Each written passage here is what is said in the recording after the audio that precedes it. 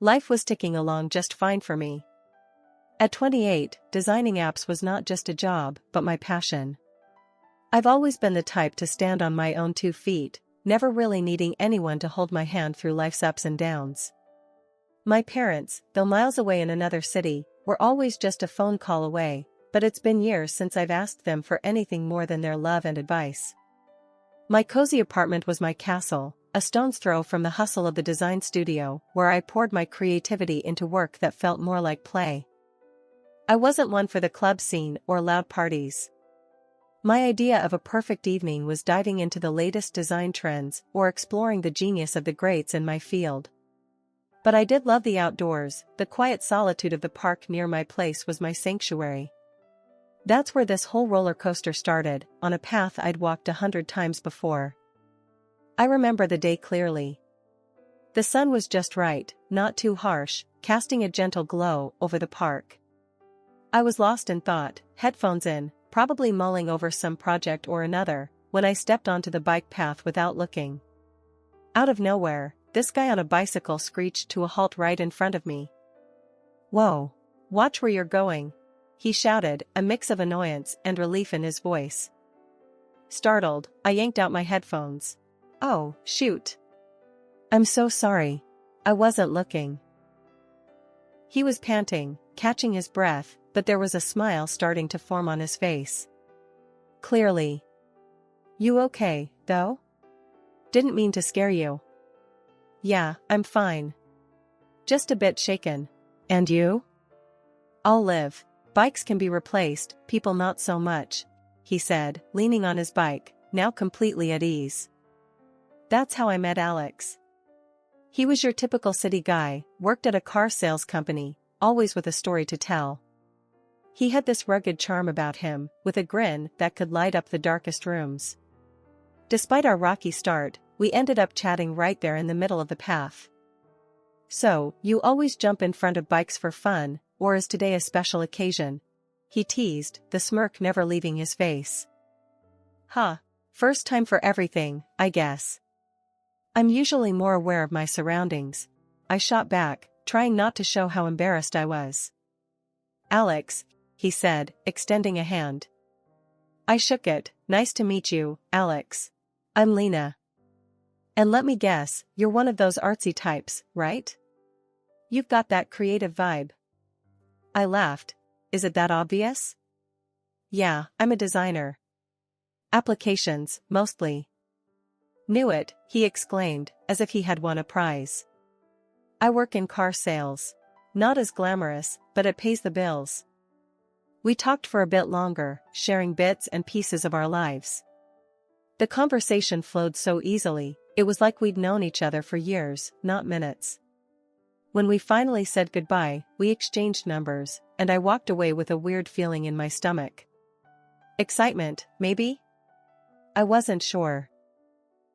After that day in the park, Alex and I started seeing each other more and more. It wasn't long before what started as casual coffees after work turned into late-night dinners, and then whole weekends spent together. It was all so quick, yet it felt like the most natural progression in the world. One evening, after a particularly long day at the studio, I came home to find Alex already there, cooking dinner. The aroma of something delicious filled the small apartment, and for a moment, I was taken aback by how domestic and right it all felt. "Hey, you're home early," I said, dropping my keys on the table and heading straight for the kitchen. "What's all this?" "Just thought I'd surprise you with dinner," Alex replied without turning around. "You've been working so hard lately, figured you could use a break." I wrapped my arms around him from behind, resting my head against his back. "You're amazing, you know that?" He chuckled, turning around to face me with a mock bow. "Only the best for my girl. Now go get changed, dinner's almost ready." That night, as we sat eating the surprisingly delicious meal Alex had whipped up, the conversation took a turn I wasn't expecting. "So, I've been thinking," Alex started, his tone more serious than usual. "About?" I prompted, suddenly nervous. "Us. This. Everything we've got going on," he said, gesturing around the apartment. "I think it's time we took the next step." My heart skipped a beat. Next step? Yeah, move in together. For real this time. No more back and forth between apartments. I was silent for a moment, mulling it over. It was a big step, but then again, wasn't this what I wanted? Are you sure? I finally asked. It's a big commitment. Alex took my hand across the table, his gaze steady. I've never been more sure of anything in my life. I love you, and I want to make this work, for real. The sincerity in his voice melted any doubts I might have had. Okay, I said, smiling. Let's do it. And just like that, we began a new chapter together. Finding a new place was surprisingly easy, and before we knew it, we were signing the lease to a bigger, brighter apartment in a neighborhood that was new to both of us. It was exciting, decorating our shared space, making it ours. But with the new apartment came new realities, and the honeymoon phase couldn't last forever. One evening, a few months after we'd moved in together, the first real test of our relationship came to a head. Can we talk, Lena? Alex said, his tone serious as he sat down next to me on the couch. I muted the TV, turning to face him. What's up? It's about us, our future. I've been thinking a lot about what I want our life to look like, he started, hesitating a bit before continuing. I think it's time we talked about you maybe stepping back from work, focusing on us, our home. I felt a surge of frustration. Step back from work?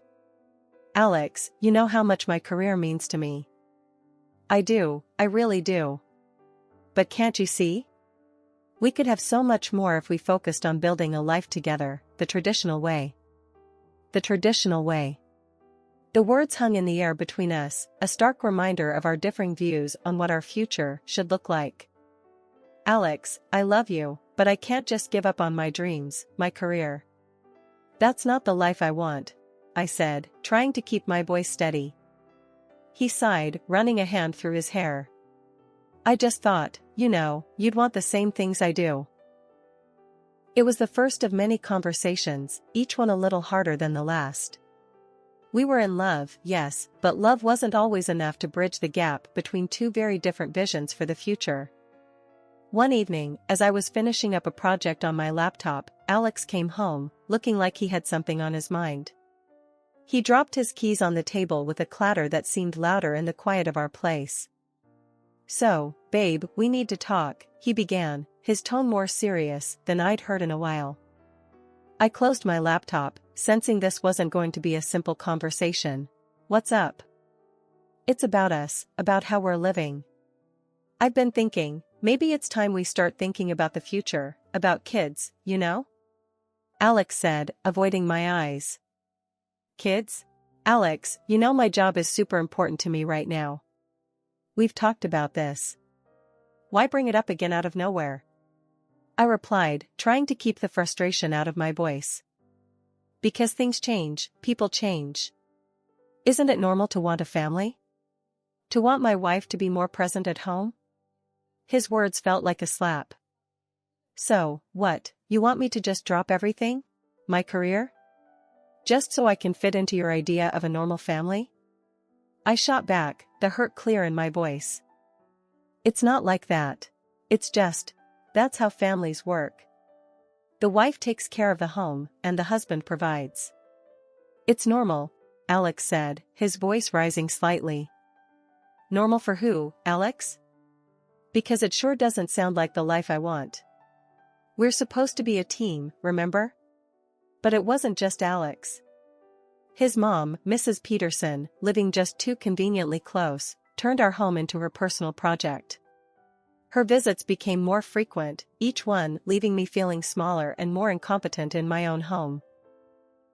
One afternoon, she came over unannounced, as had become her habit.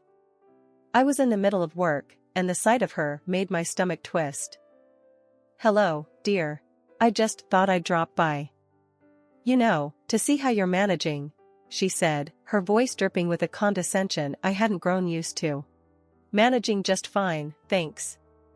I'm actually quite busy with work right now, I replied, trying to keep my tone polite. Oh, I see. Still glued to that screen, I see. And what about Alex? Shouldn't you be taking care of him, making sure he has a nice home to come back to? She began her inspection, finger testing surfaces for dust, skiing under her breath. Alex is a grown man, he can take care of himself. And this home is just fine, I retorted, my patience wearing thin. It's just, when I was your age, I made sure my husband and home were my top priorities. Maybe if you spent less time on that computer and more time in the kitchen, things would be different, she suggested, not so subtly. I clenched my jaw, biting back the harsh words itching to spill out. Thanks for the advice, but I think we're managing just fine. She huffed, clearly unimpressed with my response, and continued her critique tour of my home. After what felt like an eternity, she left, leaving a heavy silence in her wake. Alex's and his mother's pressure didn't let up. It was as if they'd teamed up, launching a well-coordinated assault on my independence and career. I remember the day I made the decision to pretend to quit my job. It felt like surrendering, but with a plan in mind. Sitting across from Alex at our small dining table, I braced myself for the conversation. The air was thick with tension, a silent witness to the countless arguments that had preceded this moment. Alex, we need to talk about this whole job thing, I started, trying to keep my voice steady. He looked up, his expression a mix of surprise and curiosity. Oh? What about it? I've been thinking a lot about what you and your mom have been saying, about family and priorities, I said, each word measured, careful not to betray my true feelings. And, he prompted, leaning in slightly. And, I've decided to quit my job. To focus on us, on our home, I lied, the words tasting like ash in my mouth. For a moment, Alex just stared at me, then his face broke into a relieved smile. Really? Babe, that's great. I knew you'd come around. This is going to be so good for us. Yeah, great, I echoed, a hollow feeling settling in my chest. The plan was simple. I had talked to my boss earlier that week, explaining the situation. He was understanding and offered me the chance to work remotely, a lifeline I clung to like a buoy in stormy seas.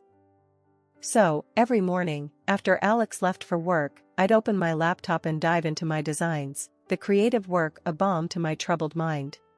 The savings account I opened was a silent testament to my rebellion, a secret fund that grew with every project I completed. It felt like leading a double life, one where I played the dutiful wife in Alex's presence and a successful designer in his absence.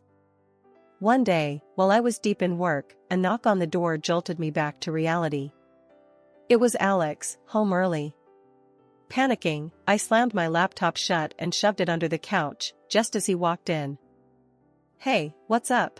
Why are you home so early? I asked, trying to sound casual. Meeting got cancelled. What's up with you? You look guilty as sin, he joked, but his eyes narrowed slightly, noticing my flustered state. Just surprised to see you, is all. Wasn't expecting you back so soon, I replied, forcing a laugh. He shrugged it off, thankfully, and the moment passed, but it was a close call, too close. That night, as we lay in bed, Alex turned to me, a serious look on his face. You know, I've been thinking. Since you're home all day now, maybe we could start thinking about, kids. The topic again. It felt like no matter how much I did, how much I pretended, it would never be enough. Kids? Alex, we've talked about this. I'm not sure now is the right. But it's perfect timing. You're at home, we're stable. What's holding us back? He interrupted, his tone a mix of frustration and eagerness. Everything, I wanted to shout. My job, my independence, our entire relationship hanging by a thread. But I swallowed those words, replacing them with a non-committal. We'll see, Alex. Let's just take it one step at a time. 3 months into our experiment of living off Alex's salary alone, the cracks were showing, wide and alarming. Our finances were a mess, stretched thinner than I thought possible. I hadn't touched the savings I'd secretly stashed away yet, clinging to the hope that Alex would see reason. But when we sat down to discuss our financial predicament, it blew up in my face. Alex, we can't keep going like this. We're barely making ends meet. I think it's time I went back to work, I said, trying to keep my voice steady. He slammed his coffee cup down, his face clouding over. Back to this again? I told you, we're fine. You just need to cut back on spending. Cut back? I was already stretching every penny till it screamed. Cut back on what, Alex? We're already down to the basics. I haven't bought anything for myself in months. That's not the point. You need to learn to manage better. My mom raised a family on less. He shot back, his words like daggers. I was fuming. His inability to see the reality of our situation was baffling. Before I could argue further, the conversation was cut short by his phone ringing. He picked up, listened for a moment, then hung up with a sigh. Mom's coming over tomorrow. She thinks she can give us some tips on budgeting, he said, as if that solved everything. Great. A lecture on thriftiness from the woman who still did her son's laundry. Just what I needed. The next day, his mom, Mrs. Peterson, arrived with all the subtlety of a bulldozer. Without so much as a hello, she launched into her sermon on saving and scrimping, her voice grating in my ears. You know, dear, when Alex was a boy, we didn't have much. But we made do. Maybe you need to reconsider your priorities, she began, her tone patronizing. I bristled. I appreciate your concern, Mrs. Peterson, but I assure you, I'm very careful with our expenses. She sked, waving a hand dismissively. It's all about sacrifices. Maybe less dining out, more home cooking. Every little bit helps. Dining out? We hadn't seen the inside of a restaurant in months. Her assumptions were baseless and insulting. I'm quite capable of running our household without resorting to extreme measures. Perhaps what we actually need is additional income, I countered, my patience wearing thin. Mrs. Peterson shook her head, a smirk playing on her lips. My son works hard enough. It's not about earning more, it's about spending less. You'll see. With a few adjustments, you'll manage just fine. The adjustments she suggested were ludicrous. Clip coupons, she said, as if I hadn't already scoured every circular and app for discounts. Cook in bulk, as if our freezer wasn't already stocked with meals stretched to their limits. After she left, I was seething. Not only had Alex dismissed my concerns, but now I was being schooled on frugality by a woman who still thought a gallon of milk cost $1. After the whole budget lecture fiasco from Mrs. Peterson, I was at my wit's end. I needed some real advice, someone who'd understand without judging. So, I called the one person I knew would give it to me straight, my mom. I barely got 2 sentences in when Alex barged into the room, his face twisted in anger. He must have heard me talking about going back to work. Who are you complaining to now? He snapped, yanking the phone from my hand so hard I nearly lost my balance. I was shocked. Give me back my phone, Alex. I'm talking to my mom. A wife airing dirty laundry? What next? You gonna tell her I'm a lousy husband? His words were sharp, cutting deep. We're discussing our options, not you. And since when is talking to my mom a crime? I shot back, my own anger rising. The argument spiraled out of control, words flying like bullets. Before I knew it, Alex stormed out, slamming the door behind him so hard the walls shook. He disappeared for hours, leaving me to stew in a mix of worry and fury. He came back late, reeking of booze and bitterness. The look in his eyes was something I hadn't seen before. You think you're better than me, huh? Making more money, showing me up? He slurred, his words sloppy but venomous.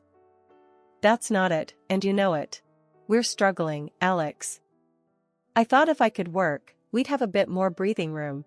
I tried to explain, keeping my voice even. He laughed, a harsh, mocking sound.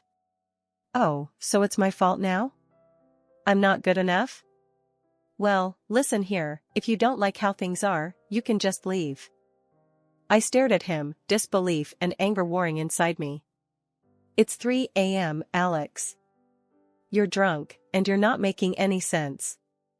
I said leave, he shouted, stumbling towards me. I had no choice. I grabbed the essentials, my phone, wallet. When I reached for my purse, he snatched it away. Where do you think you're going with that? That's my money in there. His words were like a slap. I'd contributed to that money, saved from my secret work. But arguing felt pointless. I called a taxi and left, the cold night air sobering. Checking into a nearby hotel, I realized this was a turning point. There was no going back from here. The marriage I thought I had, the life I was trying to build with Alex, it had crumbled away. But I had my strength, my skills, and a little bit of savings to start anew. It was a cold comfort, but it was something. Walking into the lawyer's office the next day, I felt a mix of anxiety and resolve. The weight of my decision pressed down on me, but the need for freedom propelled me forward. The lawyer, a stern-faced man with a surprisingly gentle voice, listened intently as I laid out my situation. He didn't waste any time, pulling out document after document, explaining each step with patience. "You're making a brave choice," he said, handing me a pen. "Sign here, here, and here.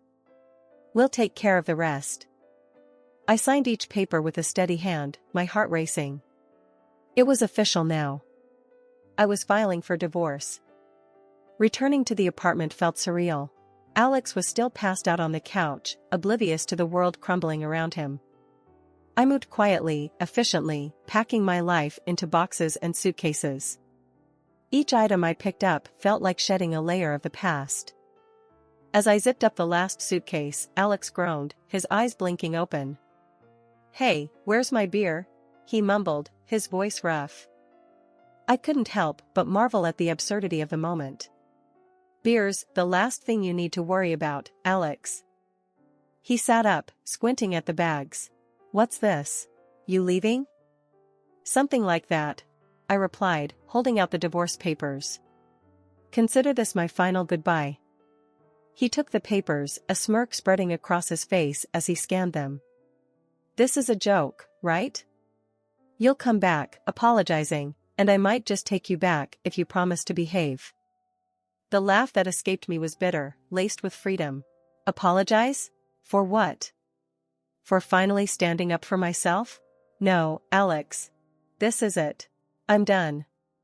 He tossed the papers aside, the smirk fading. "You think you can just walk out? You'll be back." I shook my head, a sense of peace settling over me. "I won't. And you'll see that I'm better off without you." With that, I grabbed my bags and left the apartment for the last time. The new place was small, nothing fancy, but it was mine. Located just a stone's throw from my old job, it represented a fresh start, a chance to rebuild my life on my terms. I decided to reach out to my old boss, hoping there might be a chance to dive back into work fully. Picking up the phone felt like lifting a weight off my shoulders. "Hey, it's me. I was wondering if we could talk about maybe coming back to work," I asked, trying to keep my voice steady. There was a pause, and then, "Of course. We've missed your talent around here. When can you start?" "Really? That's great. I can start immediately. Thank you so much." The joy in my voice was palpable. Returning to work felt like coming home. My colleagues welcomed me back with open arms, and slipping back into the rhythm of design and creativity was exhilarating. I was where I belonged, doing what I loved, surrounded by people who respected and valued me. One day, after a particularly successful project presentation, my phone buzzed. An unknown number. Curiosity piqued, I answered. "Hello? Lena, it's me, Alex. I heard you're doing well. That's good." His voice was a jolt from the past, but I felt detached, removed from the hurt and anger. "Thanks. What do you want, Alex?" I lost my job. Things are tough." I was thinking, maybe, you could help me out? And, maybe we could try again? The audacity of his request was staggering. After everything, he still thought he could lean on me, use me as a safety net. Alex, that part of my life is over. I'm moving forward, not backward. You should do the same. There was silence on the other end, and then a resigned sigh. Yeah, I guess you're right. Take care, then. Hanging up, I felt a surge of empowerment. I had turned the page, ready to write new chapters on my terms. Life now was about rediscovering who I was outside the shadow of a failed marriage. It was about reclaiming my independence, my identity, and my happiness. I started to explore new hobbies, reconnect with old friends, and even began to entertain the idea of dating again, but with a newfound sense of self-worth and clarity about what I deserved.